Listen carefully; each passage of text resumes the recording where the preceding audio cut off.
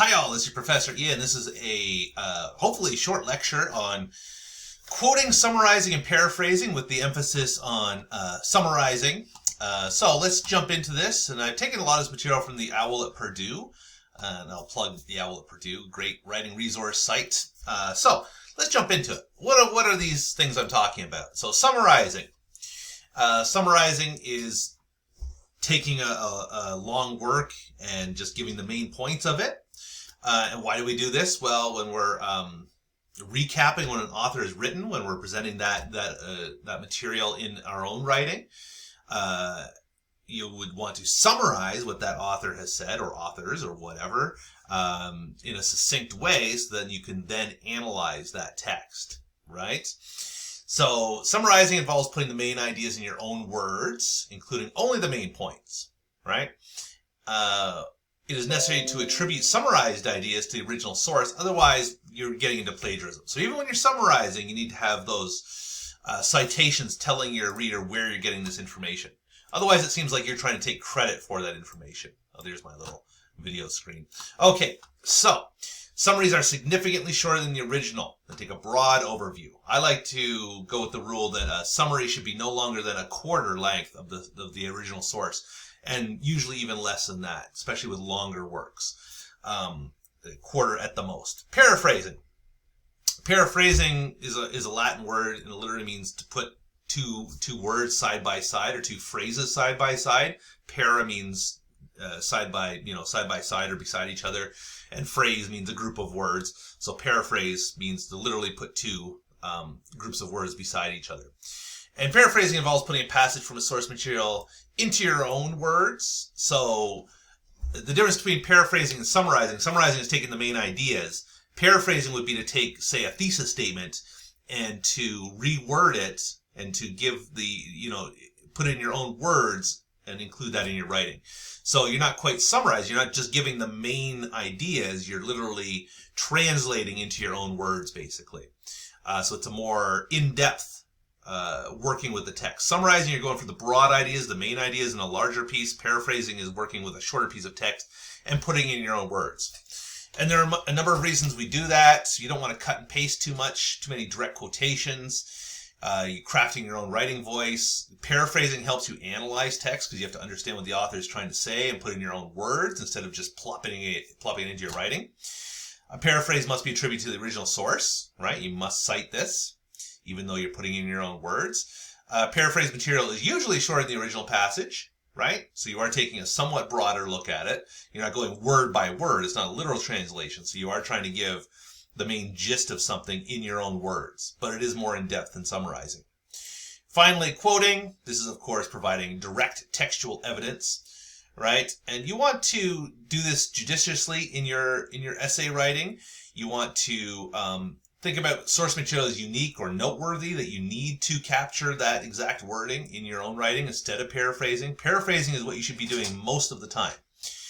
But sometimes you also want to quote to distance yourself from the original material. Say if it's problematic, if the writer's using, a problematic term or a unique term or a noteworthy term again, you'd want to maybe quote that. Quotations must be identical to the original, using a narrow segment of the source. You don't want to have huge quotations. You want to avoid those big block quotations. You can use those if you need them, but usually you should try to limit quotations to as short as possible and paraphrase more than you quote. Let's move on. So putting it all together, oftentimes when we're working with text, we'll use all of these techniques together, right? So I have an example here in his most famous and influential work, The Interpretation of Dreams. Sigmund Freud argues that dreams are the quotes, and then I quote directly, and then I paraphrase a bit, right, and summarize. According to Freud, actual but unacceptable desires are censored internally, blah, blah, blah. And then I have some quote and some paraphrasing in that last bit. So I'm summarizing, paraphrasing, and quoting directly in this paragraph where I'm working with this text, The Interpretation of Dreams. So again, oftentimes we combine these techniques when we're talking about other texts. So some basic rules. Respect your source. Don't distort the meaning of your source material, right? Don't cherry pick things if you want your source to say a certain thing and leave out other quotes. You see this all the time with MLK and his words. People will distort the meaning of his ideas by quoting just little narrow pieces of it to make it seem like he was this he celebrated everything American and loved the way that America was going. He had some real problems with America. Let me just say that if you read carefully from his material. Be careful to read for tone, right? A lot of writers will use sarcasm or irony, and you don't want to be tricked by that and misconstrue the meaning. Don't follow the language of the source material too closely, right? Be careful what you quote. Use synonyms to replace key words, right? Alter syntax, that's word order and sentence structure when you're paraphrasing, right? Put the subject last if it comes first in the original material. And using third-person perspective when we're summarizing, right? This is a good way to keep your summaries objective and focus on what the author is arguing. So, to write a good summary, specifically, use your own words, significantly condense the original text, provide accurate representation of the main points of the text, avoid summarizing the evidence the author uses to support claims. Instead, focus on the claims, the arguments, instead of the evidence used to support that. You can take that apart and analyze it in the rest of your essay, if that's part of your essay. But in a summary, you just want to go for the main arguments rather than the numbers and the stats that an author uses to support that. And avoid personal opinion. So here's my 7-step process. First, map the essay, then find the thesis, then write your intro to your summary, use your map to work through the main points of the essay, use signal words, conclude, and reread and edit. That's always a step you should use when you're writing things.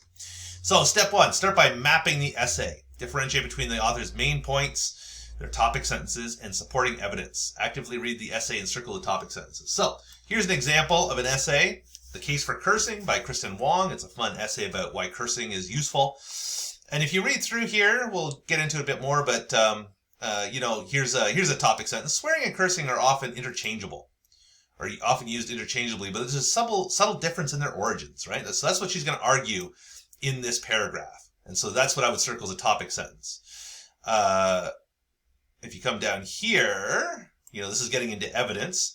In the Stuff of Thought, Steven Pinker, blah, blah, blah, blah, blah, right? And so that I might not use in my summary because that's the evidence she's supporting. I want to focus on these main points she's making, right? And then here's another one, and she's signaling that with the word but, so that's something to think about. Swearing is beneficial beyond making your language more colorful. Oh, so there's a benefit. It can also be catharsis, offer catharsis. So here's her topic sentence here.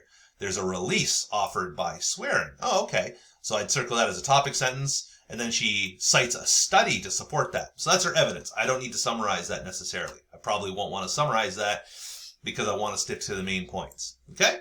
So I'd go through the essay, read those, look for those topic sentences, kind of take it apart. Then, where was I? Step 2, find the thesis. Right? Is it overtly stated? Not always is there the thesis that is clearly stated like you're encouraged to do in your essay. Sometimes, authors don't clearly state it. You have to put it together, right? You have to work out what that is. But in this example, it's pretty clear in the second paragraph. This is kind of like an attention-grabbing opening. In the second paragraph, we have a thesis. Profanity serves a physiological, emotional, and social purpose, and it's effective because it's inappropriate. Okay, that's what she's arguing in this essay. And if you read through, you'll see that. You should look this essay up. It's available, I think, behind a paywall, but you might be able to get access to it in the New York Times. So that's the thesis. Once you find that, you circle that, make a little note in your reading, and then you begin writing your summary. Begin with the first paragraph of your summary, where you'll include the author's name, the name of the source, and the author's thesis. So, for this example I'm using, in her essay, The Case for Cursing, Kristen Wong argues that contrary to what many believe, swearing has a multitude of positive uses. So I paraphrase that thesis statement, and I've included the name of the essay and the author. I don't need biographical information. I don't need, I'm not asking, I don't need to include where it was published. If someone wants you to include that in the summary, by all means include it, but most of the time you wouldn't include that kind of biographical or bibliographical information. Instead, you're getting right to the heart of it, right?